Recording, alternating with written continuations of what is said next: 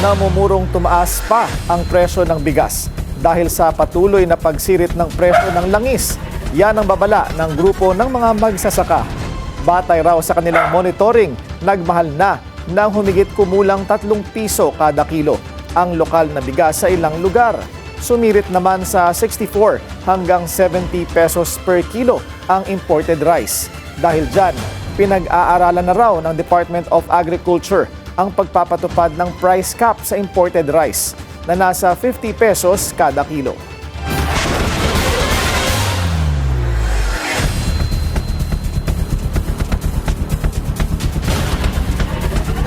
Makakausap naman natin ngayon si Department of Trade and Industry Secretary Cristina Roque. Magandang gabi po sa inyo, Secretary Roque. Yes, magandang gabi, Corina. Thank you for having me. Yes, ma'am. So ito na nga po, nagbabadya at medyo kinakabahan na ang mga tao tungkol po sa supply at presyo ng basic commodities. Sabi nga po ay bigas maapektuhan na rin, natataas ang presyo. Ano na po ang estado ngayon? Okay, dito sa basic necessities and prime commodities, no, ito yung mga produkto na hawak na kontrolado ng DTI ang presyo.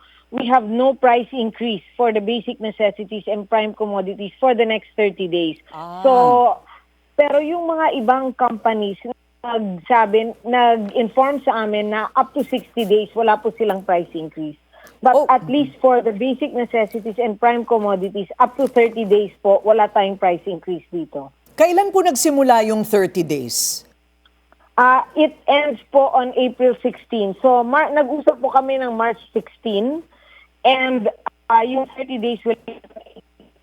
Tapos yung iba, may mga ibang manufacturers and ibang industries that said na up to 60 days po ang inventory nila. Ayun. Pagdating po espesipiko sa bigas, ano po ang nalalaman natin? For bigas, we defer to the DA, no, to give us direct that. Okay, Secretary Roque, yes. Okay, linisin muna natin ang ating linya. Babalikan po namin kayo, Secretary Roque, kasi importante po itong ating pinag-uusapan. Magbabalik po kami with Secretary Roque ng DTI sa ilang saglit. Balikan natin si Department of Trade and Industry Secretary Cristina Roque. Magandang gabi po muli, Secretary.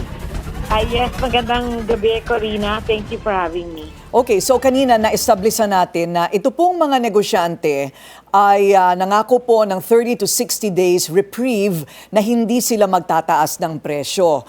Ito po ay dahil na rin po siguro sa alam po nating lahat na mayroon pa silang inventory, hindi po ba? Yes, tama po yun. They already have, these products have already been with them kasi mga processed meat, processed products, let's say sardinas. So meron na po silang inventory. Ayun, okay. After 30 to 60 days, ano po ang contingency plans naman ng gobyerno para hindi naman sobrang sumirit ang presyo ng mga bilihin?